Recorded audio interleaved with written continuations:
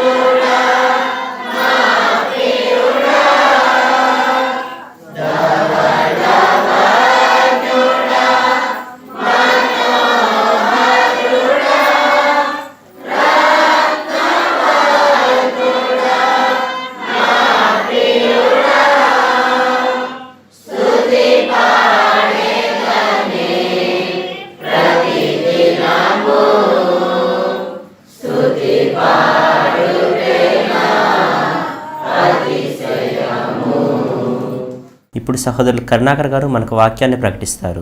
మొదటిగా మహాగణుడు మహోన్నతుడు మన ప్రియ తండ్రికి మన ప్రభు అయిన యేసుక్రీస్తు వారి యొక్క నామంలో నా యొక్క కృతజ్ఞతాస్తులు చెల్లిస్తూ ఉన్నాను. ఆ రీతిగానే దేవుని యొక్క వాక్యాన్ని ధ్యానించేదానికి సిద్ధపడినటువంటి ప్రియ సహోదరి సహోదరులందరికీ మన ప్రభు యేసుక్రీస్తు వారి పేరిట నా హృదయపూర్వకమైన వందనాలు తెలియజేస్తూ ఉన్నాను. ప్రియ సహోదరులారా, ఈ సమయంలో ఇర్మియా గ్రంథము 2వ అధ్యాయము 11వ వాక్యాన్ని చదువుకుని దేవుని యొక్క వాక్యాన్ని ధ్యానించుకుందాం.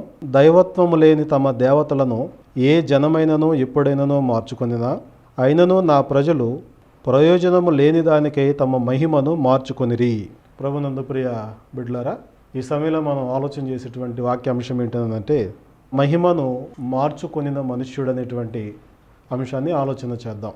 ఈ యొక్క అంశాన్ని ఆలోచించడం ఉద్దేశం ఏంటంటే దేవుడు మానవుని ఎంతగానో ప్రేమించి తన విశేషమైనటువంటి కనికరము కృపచేత అతనిని హెచ్చించి తన యొక్క సముఖంలో ఉంచుకోవాలని దేవుడు ఆలోచన చేస్తే, మానవుడేమో దేవుడిచ్చినటువంటి ఆధిక్యతను అవకాశాలను ఒరిజినల్ స్థితిని మార్చేసుకొని తనకు నచ్చినట్టుగా జీవించడం అనేటువంటిది మనం గమనిస్తూ ఉన్నాం. ఇది ఎంతవరకు మానవ జీవితానికి శ్రేయస్కరమైనది ప్రమాదకరమైన విషయాన్ని పరిశీలించి దేవుడిచ్చిన మహిమను ఆయన ఇచ్చినట్లుగానే ఉంచుకోవడం ద్వారా ఎలాంటి దీవెన ఆశీర్వాదం ఉందో ఈ వాక్యం ద్వారా మనం తెలుసుకునే ప్రయత్నం చేద్దాం. మనం ఆలోచన చేస్తున్నట్లుగా తన మహిమను మనుషుడు మార్చేసుకుంటూ ఉన్నాడు. మహిమ అనేటువంటి మాటను మనం పరిశీలించినట్లయితే ఘనత అని, గౌరవము అని, మర్యాద అని, లేక ఆధిక్యత అని, హెచ్చించుట అని ఇలాగ అనేకమైన పర్యాయ పదాలు మనం గమనిస్తూ ఉంటాం. అంటే వీటన్నిటిలో మనం గమనించాల్సింది ఏంటంటే దేవుడు మనుషుణ్ణి హెచ్చిస్తూ ఉన్నాడు, మహిమకు ఘనతకు అర్హుడుగా దేవుడు చూస్తూ ఉన్నాడనే విషయాన్ని మనం గ్రహించాలి. దేవుడేమో ఆయన మరణం లేనటువంటి వాడు, నిత్యుడు కదా, మనమేమో మరణం కలిగినటువంటి వారం కదా. దేవుడు మనం ఎలాగైనా మహింపరుస్తున్నాడని మనకు అర్థమవుతుందని మనం పరిశీలించాలనంటే దేవుని వాక్యంలో నుంచి కొన్ని విషయాలను మనం పరిశీలనగా తెలుసుకునే ప్రయత్నం చేస్తే ఖచ్చితంగా దేవుడు తన యొక్క మహిమను మనుషుడికి ఇచ్చాడనే వాస్తవాన్ని మనం గ్రహించగలుగుతూ ఉంటాం. మొదటగా మానవుడు మహిమ కలిగినటువంటి వాడు అనే విషయాన్ని మనం ఆలోచించే ప్రయత్నం చేద్దాం. మానవుడు మహిమ కలిగినటువంటి వాడు అనగా ఘనత కలిగినటువంటి వాడు, దేవుని చేత గౌరవించబడినటువంటి వాడు అనే విషయాన్ని మనం అర్థమవుతూ ఉంటుంది. ఆదికాండము 1వ అధ్యాయం 26వ వచనాన్ని మనం గమనించినప్పుడు ఇక్కడ చెప్పబడినటువంటి మాట మనం గమనిస్తే దేవుడు అంటూ ఉన్నాడు, మన స్వరూపమందు మన పోలిక చొప్పున నరులను చేయుదుము అని మాట్లాడటం మనం చూస్తూ ఉన్నాం. దేవుడు పలికిన విధానం గమనించండి. మానవుని నిర్మాణం చేయాలని దేవుడు ఆలోచన కలిగినప్పుడు ఆ ఆలోచన మరొకరితో పంచుకుంటూ ఆయన మాట్లాడినటువంటి మాట విధానం ఎలాగుందంటే, మన పోలిక చొప్పున మన స్వరూపం ముందు నరులను చేయదుమనేటువంటి ఆ ఉద్దేశాన్ని దేవుడు వ్యక్తం చేశాడు. ఇక్కడ దీనిలో ప్రత్యేకత ఏముందండి ఒకవేళ మనం అనుకోవచ్చును. దేవుడు ఈ లోకాన్ని కలుగు చేసే క్రమంలో సృష్టిలో ఒక్కొక్క దాన్ని ఆయన చేస్తూ ఉన్నటువంటి క్రమం మనం గమనిస్తే, మొదటిగా దేవుడు మరి వెలుగు కమ్మని పలుకగా వెలుగు కలిగినట్లు మనం చూస్తూ ఉన్నాం. అనగా వెలుగును నిర్మించలేదు కానీ తన వాక్కు చేత కలుగు చేశాడు. ఆ తర్వాత గమనిస్తే మనం జలములను భూమిని వేరు చేశాడు. అనగా అలాగనే వేరుగును గాకాని పలుకుగానే అవి డివైడ్ అయిపోయాయి. ఆ తర్వాత మనం గమనిస్తే ఆరినటువంటి నేల విత్తనములుచి చెట్లు, తమ తమ జాతి ప్రకారము ఫలవృక్షాలు ఇచ్చేటువంటి చెట్లు భూమి మొలిపించును గాక అన్నాడు. అవన్నీ మాటతోనే నిర్మాణం అయ్యాయి. ఆ తర్వాత ఆయన పగటిని ఏలటానికి ఒక జ్యోతి, రాత్రిని ఏలటానికి జ్యోతి, కాలములు ఋతువులు తెలియజేసేదానికి నక్షత్రాలు కలుగునుగాక అన్నాడు. అలాగను కలిగేశాయి. ఆ తర్వాత మనం గమనిస్తే మరి జీవము కలిగి చెలించు వాటన్నిటినీ జలములు సమృద్ధిగా పుట్టించునుగాక అని అన్నాడు. అనగా జలచరాలన్నీ కూడా ఆయన వాక్కు చేత ఏర్పడ్డాయి. ఆ తర్వాత మనం గమనిస్తే వాటి వాటి జాతి ప్రకారం పశువులను, పురుగులను, అడవి జంతువులను భూమి పుట్టించునుగాక అని పలికాడు. అవన్నీ మాటతోటే కలిగాయి. అయితే వాటన్నిటినీ వాక్కు చేత కలుగునుగాక అని ఆయన అంటే కలిగాయి.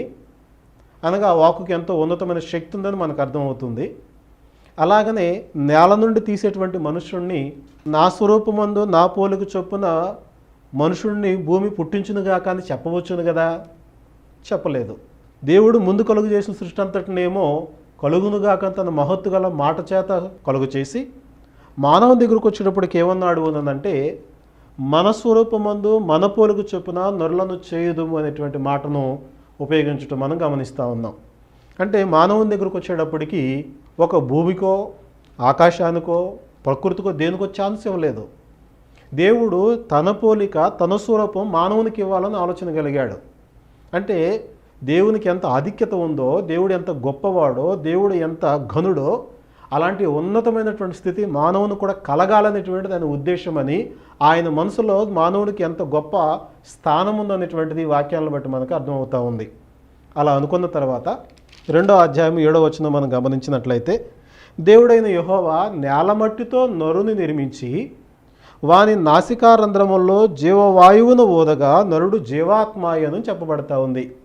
గమనించండి, మన పోలిక చొప్పున మన స్వరూపమందు చేద్దామన్నటువంటి ఆలోచన కలిగినటువంటి దేవుడు ఆ మానవుడిని చేసేటువంటి సమయం వచ్చేటప్పటికి ఏం చేశాడంటే ఆయనే స్వయంగా నేల మట్టి తీసుకుని దానితో ఆదాము నిర్మాణం చేసి ఆ నిర్మించిన బొమ్మ జీవాత్మ కలిగి జీవించిన కాకనలేదు. మళ్ళీ నిర్మించినటువంటి నిర్మాణంలో తన యొక్క జీవవాయువును ఊదాడు ఆయన. అనగా పని చేశాడు, నిర్మాణం చేశాడు, నిర్మించినటువంటి ఆ యొక్క బొమ్మలోనికి దేవుడు జీవాత్మను ఊదాడు. అంటే మనకేమర్థమవుతుంది అంటే దేవుడు తన యొక్క స్వరూపాన్ని, తన పోలికను మానవునికి ఇచ్చాడు. దేవుడు అంటే స్వయంభవుడు, దేవుడు సర్వశక్తిమంతుడు, సర్వాంతర్యామి. ఇలాగనే దేవునికి అనేకమైన అతీతమైన లక్షణాలు ఉన్నాయి. వాటిలో మరి మానవునికి తగినట్లుగా కొన్ని స్థానాలను, గుణాలను దేవుడు ఇచ్చినట్లు మనం గమనిస్తూ ఉన్నాం. అనగా ఇప్పుడు చేతులతో నిర్మాణం చేశాడు, తర్వాత తన యొక్క ఆత్మను ఊదుట ద్వారా మానవునికి నేరుగా ఇవ్వటం జరిగింది. మరి పశువులకైతే పశువులను దేవుడు నిర్మించలేదు, వాటికి ప్రాణాన్ని ఇచ్చాడంతే. అలాగే మొక్కలను ఆయన ప్రత్యేకంగా నిర్మించలేదు, మొక్కలను మొలిపించమని భూమికి ఆజ్ఞాపించాడు, జంతువులను, పక్షులను, పురుగులను పుట్టించమని నేలకు ఆజ్ఞాపించాడు, చేపలను, జలచరాలు పుట్టించమని నీటికి ఆజ్ఞాపించాడు, అలాగే విత్తనాలు, ఫలవృక్షాలు, గడ్డి మొలిపించమని భూమికి ఆజ్ఞాపించాడు. అవన్నీ చేసేసాయి. కానీ మానవుని దగ్గరకు వచ్చేటప్పటికి దేవుడే స్వయంగా ఆయన పని చేశాడు. అలాగే ఆ పనికి ఒక రూపాన్ని ఇచ్చేదానికి తన జీవాత్మను ఊదాడు అని అంటే ఏ స్థాయిలో ఉన్నాడు మానవుడు? చాలామంది ఈ విషయం తెలియక ఏం బ్రతుకో ఏంటో ఇదని చాలా విచారకరంగా ఆలోచన చేస్తూ ఉంటారు. కాబట్టి సరిగా అర్థం చేసుకోలేని పరిస్థితి వచ్చినప్పుడు మన బ్రతుకు అది చాలా దుర్భరమని అనిపిస్తూ ఉంటుంది. ఇంకా మనం గమనిస్తే మానవుని యొక్క జీవితాన్ని గురించి కీర్తనల గ్రంథము 8వ కీర్తన 4వ వచనం నుంచి, నీవు మనుషుని జ్ఞాపకము చేసుకున్నటకు వాడేపాటివాడు, నీవు నరపుత్రుని దర్శించుటకు వాడేపాటివాడు, దేవుని కంటే వానిని కొంచెము తక్కువ వానిగా చేసి ఉన్నావు, మహిమా ప్రభావములతో వానికి కిరీటము ధరింపజేసి ఉన్నావు, నీ చేతి పనుల మీద వానికి అధికారం ఇచ్చి ఉన్నావు. గమనించారా? మానవుడు ఏపాటివాడు అంటే దేవుని కంటే కొంచెము తక్కువ వాడిగా చేయబడ్డాడు. ఆ కొంచెం ఏంటని ఈ ప్రస్తుత కాలంలో మనం పరిశీలన చేయగలిగితే ఒక మనిషిని బ్రతికించటం, అలాగనే ఒక మనిషిని పుట్టించటం, ఆ ఆత్మను తమ స్వాధీనంలో ఉంచుకోవటం అనేటువంటిది మాత్రం మానవునికి ఇంతవరకు అందుబాటు లేదు. మిగిలిన విషయాలన్నీ డిస్కవరీ చేస్తూ ఉన్నాడు, అనగా పరిశోధిస్తూ ఉన్నాడు. భూమి యొక్క అగాధ లోతులను ఏముందో పరిశోధన చేస్తూ ఉన్నాడు, అంతరిక్షంలో ఏముందో పరిశోధన చేస్తున్నాడు, కొండలను తవ్వుతున్నాడు, బండలను పిండి చేస్తూ ఉన్నాడు, అలాగనే సముద్రంలో మార్గాలు ఏర్పాటు చేస్తూ ఉన్నాడు, సొరంగాలలో మార్గాలు ఏర్పాటు చేస్తూ ఉన్నాడు.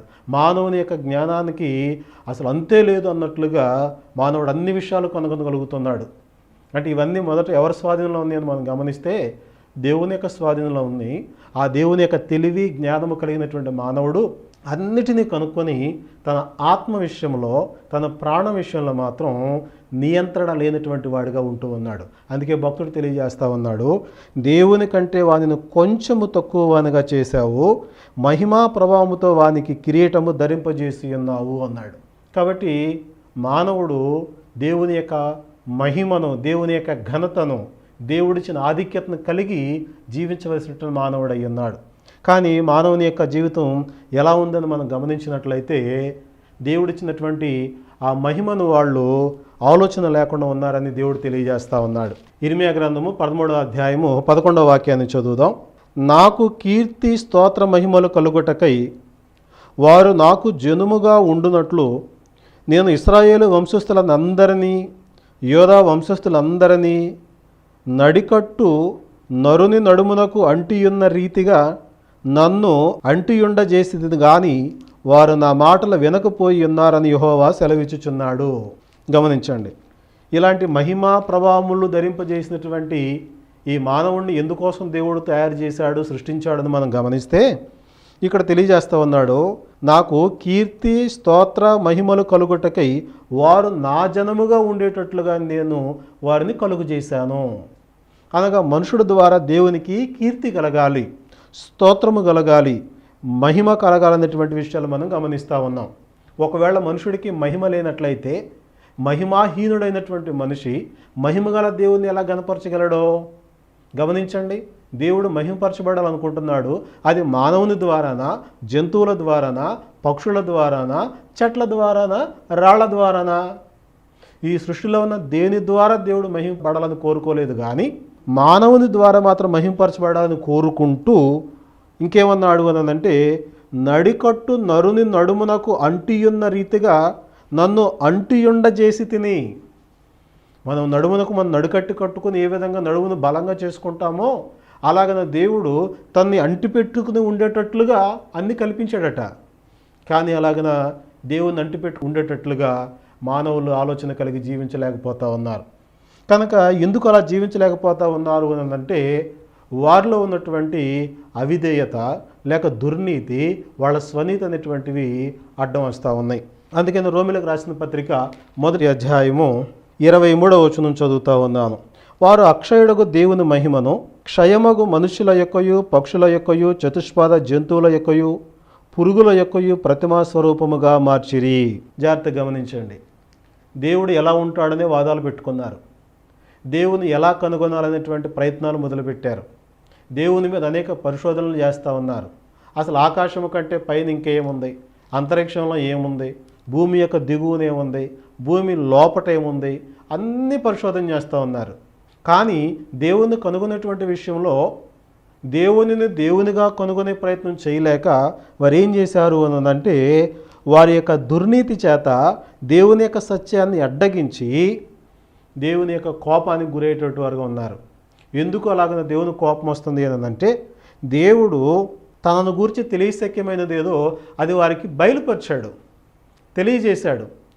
తెలియజేసినప్పటికీ దాన్ని అంగీకరించే మనసు లేకుండా, దాన్ని ఒప్పుకునేటువంటి విధేయత లేకుండా, ఇది కాదు ఇంకా ఏదో మూలం ఉందని చెప్పేసి అనేక విషయాల గురించి వాళ్ళు పరిశోధనలు చేస్తూ ఏం చేశారట, అక్షయుడకు దేవుని మహిమను మనుషుల యొక్కయు, పక్షుల యొక్కయు, చతుష్పాద జంతువుల యొక్కయు, పురుగుల యొక్కయు ప్రతిమా స్వరూపంగా మార్చేశారు.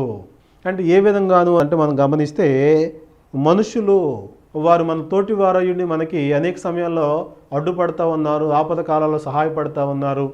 అలాగనే ప్రాణం పోయేటువంటి పరిస్థితులు ఉన్నప్పుడు ఒక వైద్యుడు ప్రాణం నిలబెడతా ఉన్నాడు. ఇలాగనే రకరకాలైనటువంటి మనుషుల యొక్క సహాయాలను బట్టి మనిషే దేవుడు అనేటువంటి స్థాయికి వచ్చేసారు. ఇంకా అలాగనే పక్షుల యొక్కయు అనేటువంటి విషయాన్ని మనం గమనిస్తూ ఉన్నాం. అనగా పక్షులు కూడా మానవ జాతికి ఎంతో మేలు చేస్తూ ఉన్నాయి. వాటిని బట్టి పక్షులను దేవుడుగా మార్చేశారు. అలాగే చతుష్పాద జంతువుల ద్వారా కూడా మానవ మనుగడకి ఎంతో మేలు కలుగుతూ ఉంది కనుక జంతువుల్ని దేవుడు చేసేశారు. అలాగే పురుగులు కూడా పంటలను తినేవేయకుండా పాడు చేసేటువంటి పురుగులను నివారించడం కానీ, దోమలను తినేటువంటి పురుగులు ఉండటం కానీ, అలాగనే కొన్ని రకాలైనటువంటి సాలీడు పురుగుల ద్వారా కొన్ని విషపు కీడు జరగకుండా ఉండేదానికి కొన్ని మేలు చేసేటువంటి పురుగులు కూడా ఉన్నాయి. వాటిని బట్టి ఏం చేశారు, పురుగులను కూడా దేవుడు అని చెప్పేసి అనేసారు. ఇలాగ ప్రకృతిలో మనకి ఏదైతే ఉపయోగకరంగా ఉందో వాటన్నిటిని కూడా దేవుడు అని మార్చేసి వారు ఏ స్థితికి వచ్చారు అన్నదంటే రోమపత్రిక 3:23 చెప్తా ఉన్నాడు, ఏ భేదము లేదు, అందరూ పాపము చేసి దేవుడిని గ్రహించు మహిమను పొందలేకపోతున్నారు. ఇక్కడ మనుషుడు చేసినటువంటి పాపం ఏంటన్నదంటే తన యొక్క ఉనికిని తన యొక్క మహిమను గుర్తించలేకపోవటం. దేవుడు తను ఏ విధంగా హెచ్చిస్తూ ఉన్నాడో మహింపరుస్తూ ఉన్నాడో దాన్ని గుర్తుపట్టలేకపోవటం. ఒకవేళ తెలియకపోతే నాకు తెలియదని ఒప్పుకోకుండా మనుషుడు ఏం చేస్తూ ఉన్నాడు అన్నదంటే తెలియదని ఒప్పుకోవటం నామోషిగా ఫీల్ అయ్యి ఏదో ఒక అబద్ధాన్ని ప్రచారం చేస్తూ ఉన్నాడు. కనుక దేవునికి అక్కడ బాధ కలిగింది. అందుకే అలాంటి వారిని ఏమంటున్నాడు అంటే వాళ్ళు పాపము చేసిన వారై ఉన్నారు. ఇక్కడ ఏ భేదము లేదన్నటువంటి మాట ఎందుకు చెప్పాడు అన్నదంటే ఇందులో యూదుడని లేదు, గ్రీసు దేశస్థుడని లేదు, అంటే దేవుని ఎరిగిన వారని లేదు, దేవుని ఎరగని వారని లేదు, అందరూ ఇదే స్థితిలో ఉంటూ ఉన్నారు. కాబట్టి వీళ్ళు ఈ విధంగా దేవుని కంటే మరొక వ్యక్తి చేత ప్రేరేపించబడి తన యొక్క మహిమను తన యొక్క ఘనతను దేవుడిచ్చిన ఆధిక్యతను పోగొట్టేసుకొని దేవునికి దూరస్తులై పాపులుగా ఉన్నటువంటి పరిస్థితులు మనం గమనిస్తూ ఉన్నాం. ఇది ఇంచుమించు మరి ఏదైనా తోట దగ్గర నుంచే ప్రారంభమైంది. మన ఆదిత్యులైనటువంటి హవ్వ కూడా దేవుడిచ్చినటువంటి మహిమను ఘనతను ఆస్వాదించకుండా అపవాది వచ్చి చెప్పినటువంటి మాటకు ప్రేరేపితురాలై ఒకవేళ నా కన్నులు తెరవబడితే నేను ఇంకా ఏ విధంగా ఉంటానో, తర్వాత జీవితం ఇంకా ఏ విధంగా ఉంటుందోనని అదృశ్యమైన దాని కొరకు లేక ఆ కనిపించిన నిజం కొరకు ఆమె ప్రాకులాడి సమాజం మొత్తానికి పెద్ద కీడు తెచ్చినట్లుగా మనం గమనిస్తూ ఉన్నాం. అయితే ఇది మానవులందరి మీద ప్రయోగించి ఏ భేదం లేకుండా అందరూ పాపం ఉంచేటట్టుగా చేసినటువంటి ఈ పరిస్థితుల్లో మరి వీళ్ళందరినీ కూడా విమోచించి తిరిగి మరలా వారిని మహిమపరిచి దేవుని దగ్గరకు తీసుకుని వెళ్ళాలన్నటువంటి దేవుని కుమారుడైన యేసుక్రీస్తును కూడా మరి ఈ యొక్క మహిమ విషయంలో మాయ చేసేదానికి ప్రయత్నాలు జరిగినట్లు మనం గమనిస్తూ ఉంటాం. మత్తయి సువార్త 4:8-9 మరలా అపవాది మిగులు ఎత్తైన ఒక కొండ మీదకి ఆయన తోడుకొని పోయి ఈ లోక రాజ్యములనన్నిటినీ వాటి మహిమను ఆయనకు చూపి నీవు సాగిలపడి నాకు నమస్కారం చేసిన ఎడల వీటన్నిటిని నీకు ఇచ్చేదనని ఆయనతో చెప్పగా. గమనించండి, ఈ లోకానికి ఏం మహిమ లేదు. వాస్తవానికి ఈ లోకమే మనిషికి దాసోహం. మనుషుడు లేకపోతే లోకముకు విలువ లేదు. పక్షులు కానీ చెట్లు కానీ ఈ ప్రకృతిలో ఉన్నటువంటిది ఏదైనా కానీ మానవ మనుగడ ఉన్నంత వరకు అది ప్రయోజనకరం. మానవుడే లేనప్పుడు ఈ సృష్టి అవసరం లేదు.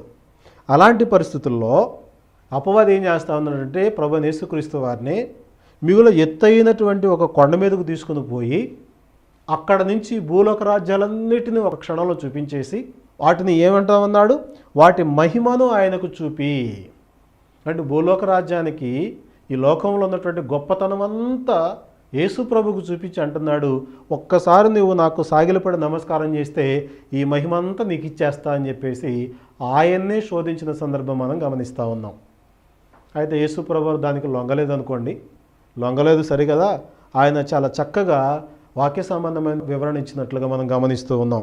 అప్పుడు ఆయన ఏమన్నారు అంటే ప్రభు అయిన నీ దేవునికి మొక్కి ఆయనను మాత్రమే సేవించాలని ధర్మశాస్త్రంలో ఉంది కదా, కాబట్టి ప్రభు అయిన నన్ను నువ్వు శోధించవద్దు అని సాతాను తిరస్కరించినట్లుగా మనం గమనిస్తూ ఉన్నాం. కాబట్టి ఇలాగన సాతాను చేత యేసు ప్రభువే శోధింపబడినప్పుడు తనకున్న మహిమను పోగొట్టుకోలేదు. అలాగనే లోకంలో ఉన్నటువంటి మహిమను ఆయన ఆస్వాదించేటువంటి ప్రయత్నం చేయలేదు. కానీ తన శిష్యులతో జీవించేటువంటి కాలంలో వాళ్ళతో చెప్పినటువంటి మాటలు మనం గమనించినట్లయితే యోహాను సువార్త 5:41 చదువుదాం. నేను మనుషుల వలన మహిమ పొందువాడను కాను. గమనించండి, అంటే యూదులు ఎంతసేపు వారు లోక సంబంధమైన వాటి గురించి గొప్పగా మాట్లాడుకునేటువంటి సందర్భంలో యేసు ప్రభు వారిని ఉద్దేశించి మాట్లాడిన మాట ఏంటంటే నేను మనుషుల వలన మహిమ పొందువాడను కాను. ఎందుకంటే నా తండ్రి నన్ను మహింపరిచాడు, మహిమగల ఈ దేహాన్ని జీవితాన్ని ఇచ్చి నాకు పంపించాడు, కాబట్టి మనుషుల మహిమ నాకు అక్కర్లేదు.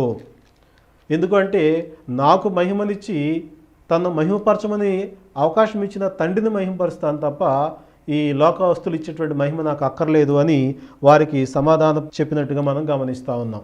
కనుక ఈ పరిస్థితిలో మరి జీవితం ఎలా ఉంటుందని మనం గమనించినట్లయితే ప్రతి ఒక్కరూ కూడా అనగా భక్తి కలిగినటువంటి వారు కానివ్వండి, లేక దేవుని గురించి ఇంకా పూర్తిగా ఎరగనటువంటి వారు కానివ్వండి, దేవుని యొక్క సంకల్పాన్ని నేర్చుకొనకుండా ఇంకా బయట తిరుగుతున్న వారు కానివ్వండి, వీరందరూ కూడా వారికి ఇచ్చినటువంటి మహిమను పోగొట్టుకొని, ఆధిక్యతను పోగొట్టుకొని, దేవుడు ఏ ఉద్దేశంతో చూస్తూ ఉన్నాడో దాన్ని వారు గ్రహించలేక ఈ జీవితాన్ని చాలా చిన్నదిగా చూస్తూ ఉన్నారు. అనగా వారి మనసుల్లో హేయమైనటువంటి భావన కలుగుతూ ఉంది.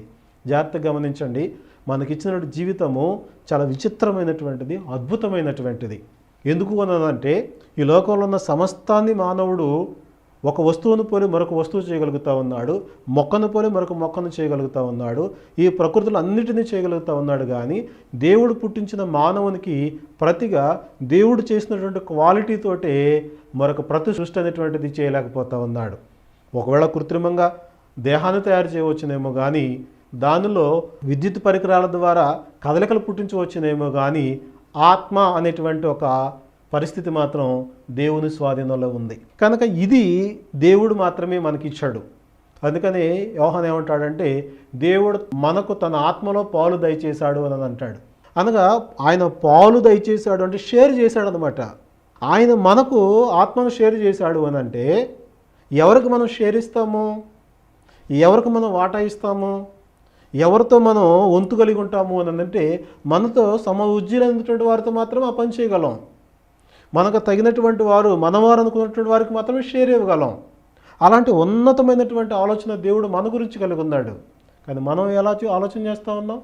ఒకసారి ఆలోచన చేస్తే అది మన యొక్క ఆ బుర్రల్లోనే లేక మన యొక్క తలంపుల్లోనే ఇది చాలా హేయమైనదిగా కనబడుతూ ఉంది. అయితే యేసు ప్రభువు వచ్చి చేసినటువంటి పని ఏంటని మనం గమనించినట్లయితే ఆయన తన యొక్క మహిమగల దేహాన్ని ఈ లోక సంబంధమైన మహిమకు లోపరచకుండా ఆయన ఏం చేశాడు అన్నదంటే ఈ లోకంలో తను ఎందు నిమిత్తమైతే వచ్చాడో ఆ పనిని నెరవేర్చాడు. ఆ పని ఏంటని మనం గమనిస్తే యోహాను సువార్త 17వ అధ్యాయము 4వ వచనాన్ని చదువుదాము. చేయుటకు నీవు నాకు ఇచ్చిన పని నేను సంపూర్ణంగా నెరవేర్చి భూమి మీద నిన్ను మహిమపరిచితిని. తండ్రి, లోకము పుట్టక మునుపు నీ యొద్ద నాకు ఏ మహిమ ఉండెనో ఆ మహిమతో నన్ను ఇప్పుడు నీ యొద్ద మహిమపరచుము. గమనించండి, యేసు ప్రభువు తండ్రికి ప్రార్థన చేస్తూ ఆయన మాట్లాడినటువంటి మాటలు మనం గమనించినట్లయితే, నేను నీ యొద్ద నుంచి వచ్చాను మహిమ గలవాడినై, ఇక్కడ నేను చేసిన పని ఏంటంటే నిన్ను నేను మహిమపరిచాను. ఇక్కడ మహిమపరచడం అంటే అర్థం ఏంటిదంటే తండ్రి ఏదైతే పని అప్పగించాడో ఆ పనిని సంపూర్ణంగా నెరవేర్చడం. ఎప్పుడైతే ఆ పని సంపూర్ణంగా నెరవేర్చాడో అప్పుడు అంటున్నాడు ఆయన, నేను నిన్ను మహిమపరిచాను. అనగా ఆయన చెప్పిన పనంతా కూడా సంపూర్ణంగా చేసి నిన్ను మహిమపరిచాను, ఇప్పుడు నీ దగ్గర నేను రాబోతా ఉన్నాను.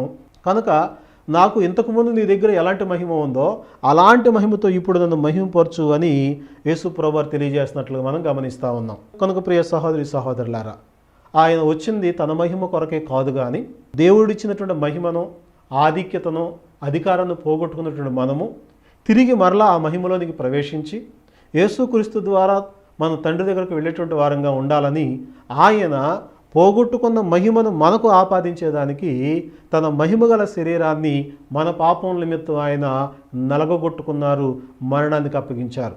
అందుకని రోమిలకు రాసిన పత్రిక 6వ అధ్యాయంలో మనం గమనించినట్లయితే 4వ వచనం చదువుతూ ఉన్నాను. కాబట్టి తండ్రి మహిమ వలన క్రీస్తు మృతుల్లో నుండి ఎలాగో లేపబడినో అలాగే మనమును నూతన జీవము పొందిన వారమై నడుచుకున్నట్లు అంటాడు. అంటే తండ్రి మహిమ ద్వారా క్రీస్తు మృతుల్లోంచి లేపబడ్డాడు. ఆ లేపబడిన క్రీస్తు యొక్క మృతిలోనికి, మరణంలోనికి మనం ఎప్పుడైతే ప్రవేశిస్తామో, ఆయనతో పాటు ఎప్పుడు సమాధి చేయబడతామో అప్పుడు కూడా మనల్ని తిరిగి మరలా మహిమతో దేవుడు లేపేదానికి గొప్ప ప్రణాళిక సిద్ధం చేశాడు. కాబట్టి ఈ యొక్క ప్రణాళిక దేవుడు మన కొరకే సిద్ధం చేశాడు అనేటువంటి విషయాన్ని కొరింథీయులకు రాసిన మొదటి పత్రిక 2వ అధ్యాయంలో పౌలు చాలా స్పష్టంగా తెలియజేస్తూ ఉన్నాడు. 7వ వచనాన్ని మనం గమనిస్తే, దేవుని జ్ఞానము మర్మమైనట్టుగా బోధించుచున్నాము, ఈ జ్ఞానము మరుగయుండెను. జగదుత్పత్తికి ముందుగానే దీనిని దేవుడు మన మహిమ నిమిత్తము నియమించను. చూడండి, రక్షణ సంకల్పాన్ని గురించినటువంటి జ్ఞానం అనేది ఒకప్పుడు మరుగుపడిపోయి ఉన్నది. కానీ ఇప్పుడు యేసుక్రీస్తు ద్వారా, అపోస్తలుల ద్వారా బయలుపరిచేటువంటి దేవుడు ఎందుకు చేసేటట్టు దాన్ని? మన మహిమ నిమిత్తము. అనగా ఏదైతే మనం పోగొట్టుకుందామో ఆ మహిమను తిరిగి క్రీస్తు ప్రభు ద్వారా పొందుకొని ఆ మహిమలో ప్రవేశించాలని దీనిని దేవుడు జగత్తు పునాది వేయబడక మునిపి నిర్ణయించాడు. కనుక ఆ నిర్ణయించబడినటువంటి మహిమలోనికి ఈరోజు నీవు నేను మనం ప్రవేశించాలి ఏదంటే ఈ లోకానికి వచ్చి తన మహిమను పోగొట్టుకోకుండా దాన్ని నిలబెట్టుకొని అలాగనే దేవుణ్ణి తన యొక్క జీవితం ద్వారా మహిమపరిచి మనకు కూడా ఆ మహిమను అందించాలని మన కొరకు చనిపోయి సమాజ చేయబడి తిరిగి లేచినటువంటి యేసుక్రీస్తు వారిని మనం విశ్వసించినట్లయితే, ఆయనలో మనం ప్రవేశించినట్లయితే ఖచ్చితంగా దేవుడు మనకు తెలియజేసిన వాగ్దానం ఏంటంటే, అలాగని మీరు క్రీస్తు ప్రభువునందు మహిమపరచబడిన వారైతే వాడబారని మహిమా కిరీటాన్ని ఇస్తాను అని చెప్పేసి పేతురు రాసిన మొదటి పత్రిక 5వ అధ్యాయం 4వ వచనంలో దేవుడు వాగ్దానం చేస్తూ ఉన్నాడు. కాబట్టి ప్రియ సహోదరి సహోదరులారా, మనం ఎలాగనో బ్రతుకుతూ ఉన్నాం? దేవుడిచ్చిన ఆధిక్యతను మహిమను పోగొట్టుకుంటూ మన జీవితాలు దుర్భరమైనవిగా శాపగ్రస్తమైనవి అనుకుంటూ మనం నీరసించిపోయి దిగులుతో ఉండడం అవసరం లేదు. ప్రతి సమస్యకు పరిష్కారం ఉన్న లోకసామెత మనం చెప్పుకుంటున్నట్లే మన ఆత్మ సంబంధమైన జీవితాన్ని కూడా విరుగుడు ఉంది, పరిష్కారం ఉంది. అది దేవుని వల్ల మనకు అనుగ్రహించబడతా ఉంది. అయితే ఒక మాట జ్ఞాపకం చేస్తూ ఉన్నాను. అపోస్తుల కార్యములు 12వ అధ్యాయం 23వ వచనం మనం గమనించినప్పుడు, మరి హేరోదు అనేటువంటి ఒక రాజు యూదులకు రాజుగా ఉన్నప్పటికీ అతడు సంఘాన్ని పాడు చేస్తూ యాకోబును చంపించాడు. పేతురును కూడా చంపేదానికి అతడు బంధించాడు. కానీ అక్కడ అతడు ఫెయిల్ అయిపోయిన తర్వాత అతను ఒక సభలో ఉండి మాట్లాడినప్పుడు అక్కడ ఉన్నటువంటి సభికులందరూ కూడా ఇది దైవ స్వరమే కానీ మానవ స్వరము కాదని వాళ్ళు కేకలు వేస్తే అక్కడ అతను నేను దేవుణ్ణి కాదు అనేటువంటి మాట ఒప్పుకొనకుండా తాను దేవుడిని అయినట్టుకు ఉప్పొంగాడు.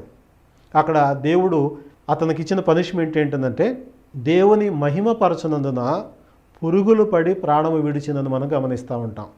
ప్రార్థన చేసుకుందాం. మా సకల ఆశీర్వాదములకు కారణభూతుడా దయగలిగిన మా తండ్రి, మహిమ కలిగిన దేవుడు అయ్యుండి మీరు ఇచ్చినటువంటి మహిమను కోల్పోయిన మానవుల పట్ల తిరిగి మరలా అది ఆపాదించేదానికి మీరు చేసిన గొప్ప సంకల్పాన్ని బట్టి, అది నెరవేర్చిన యేసు ప్రభువారిని బట్టి మీకు స్తుతులు చెల్లిస్తూ ఉన్నాం.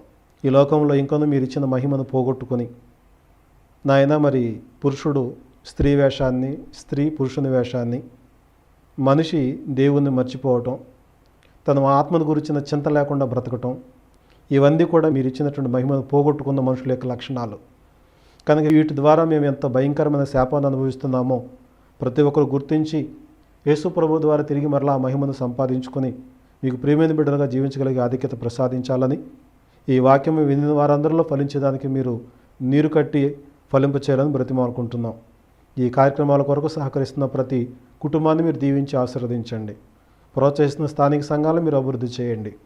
అలాగనే తండ్రి అనేకులకు రక్షణార్థంగా మీకు మహిమకరంగా ఈ కార్యక్రమంలో ఉండేలాగా మీరు దీవించాలని ఈ మనవులన్నీ మా ప్రభువైన యేసుక్రీస్తు వారి పేరట అడుగుచున్నాము తండ్రి, ఆమేన్. మీ అందరికీ వందనాలు. ఇప్పటివరకు వాక్యాన్ని అందించిన సోదరులకి వందనాలు తెలియజేస్తూ ఉన్నాం. మీ అభిప్రాయాలు, మీ ప్రార్థన అవసరాలు మాతో పంచుకోండి. మా అడ్రస్ క్రీస్తు సంఘములు సమర్పించు ప్రభువు వాక్యము, సహోదరులు M Karunakar garu, Pedapeta, Betavolu, Gudivada. Pin number 521301. మా ఫోన్ నెంబర్ 9396804042. లేని దేవుడు, సత్యమైన దేవుడు, సాటి లేని దేవుడు, సర్వశక్తి గల సర్వోన్నతుడు యెహోవా.